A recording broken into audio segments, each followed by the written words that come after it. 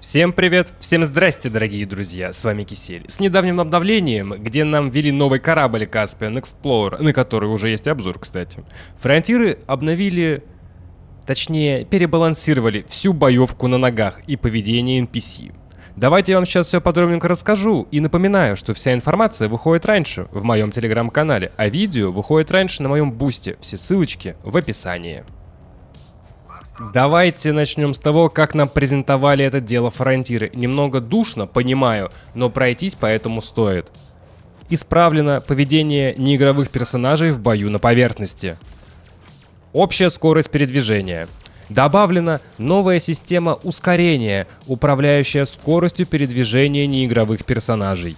Персонажи на максимальном ускорении передвигаются быстрее, чем сейчас. Точнее, чем было до этого. Неигровые персонажи будут разумнее и решительнее вести себя в бою, а также будут быстрее обнаруживать угрозы. Улучшения для уклонения. Теперь неигровые персонажи будут чаще уклоняться при движении к укрытию. Улучшение приседа. Персонажи будут чаще приседать, в том числе для того, чтобы укрыться, перезарядиться или уйти. Отступление и движение к укрытию. Улучшена скорость реакции неигровых персонажей при движении к укрытию. Теперь они будут чаще пользоваться укрытиями. Улучшение поведения в опасной ситуации.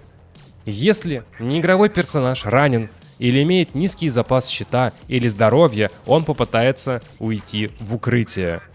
Когда запас щита восстановится, персонаж вернется к своему прежнему поведению. Эта модель поведения пришла на смену прежней модели, основанной на попытках скрыться.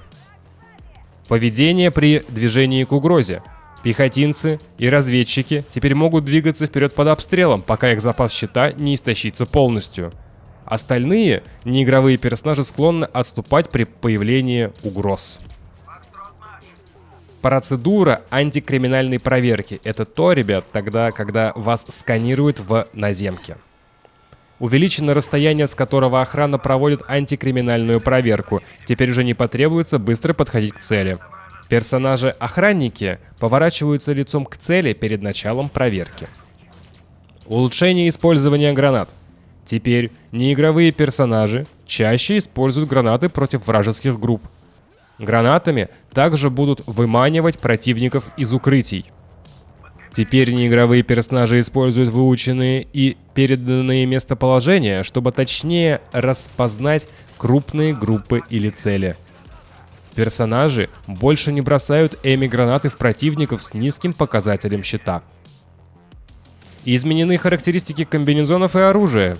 Изменено сопротивление комбинезонов и щитов неигровых персонажей, чтобы сократить разницу в уроне по щитам для разных его типов и в показателях брони для комбинезонов и щитов. Для игроков показатели сопротивления остались, если что, мои дорогие, прежними. Изменение характеристик оружия. Все оружие извлекается и убирается быстрее. Скорректировано обращение с оружием. Теперь оно извлекается и убирается быстрее, чем раньше. Увеличена скорость снарядов у оружия. Manticore Executioner, Manticore Tormentor, Manticore Oppressor. Увеличен боезапас оружия. Karma AR-50, ТК Eclipse. Снижен боезапас оружия у Karma C-44 и снижена скорость перезарядки оружия у Karma L6. Духота с патчнотом фронтиров закончена, теперь давайте это обсудим. Это затрагивает абсолютно все, что связано с пешим контентом, будь то зоны конфликта или же любая миссия на ногах, которая у нас есть. И важный момент — это подготовка к новому, большому обновлению операции, или же Operations, которое должно было выйти в конце 2025 года, вот буквально практически в это время. Но теперь перенесено на начало 2026 года. Для тех, кто не знает, что это. Есть отдельное видео, ссылочка на него в описании, но если вкратце, это миссии, которые совмещают с собой корабельный и пеший контент. Пример, который нам привели разработчики. Миссия, в которой нам будет нужно уничтожить корабли у мегашипа, а потом провести его абордаж, спустившись туда и перестреляв всех, или выполнив какие-либо задания. И как сказали, такие миссии будут не только боевые. И, кстати, если хотите поддержать меня и канал, ссылочка на привычный донат в описании, как и на мой бусти. А мы возвращаемся к теме видео. Суть и направление обновления понятно.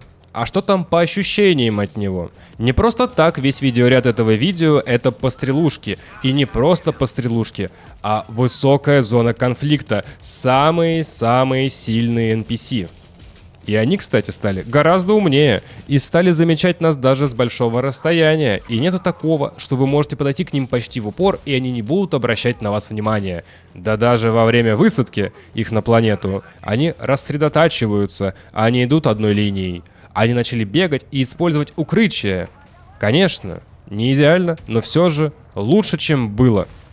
И помереть теперь стало проще.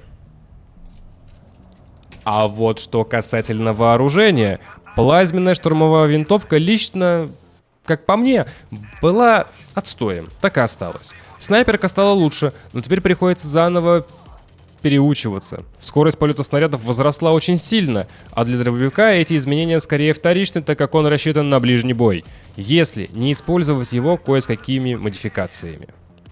А вот лазерное и кинетическое вооружение стало просто прекрасным. Как лазером вы прекрасно сносите щиты и здоровье, так и кинетической пушкой тоже. Но лазерное вооружение в этом выигрывает из-за того, что у него нету как такового снаряда, который тратит время на долет до цели, а сразу попадает в цель, и не нужно делать упреждения. Но не забывайте то, что если вы идете в зону конфликта в Оупене, и там будут игроки, у них будут скафандры заинженеренные, и у них будут другие значения сопротивлений, и придется, судя по всему, брать и кинетическое оружие, и лазерное, либо только плазменное. В итоге, с бустом плазменного вооружения целесообразность его выбора все равно стоит под вопросом, из-за того, что обычные пушки в этом моменте удобнее. И это, конечно же, моя точка зрения. Может, вам наоборот нравится бегать с плазменной штурмовой винтовкой? Я побегал, мне не понравилось. И я буду бегать с лазерной и кинетической винтовками теперь все время. И кажется, если я буду бегать в костюме Мэврик, то я просто возьму полностью лазерное вооружение. Пишите, с чем вы обычно бегаете на наземке и что будете теперь использовать. Будет интересно почитать. И, кстати, напомните мне, пожалуйста, фронтиры дали возможность снимать улучшения инженеров с заинженеренных пушек и скафандров. С вами был Кисель, всем до встречи и пока-пока. Увидимся в космосе.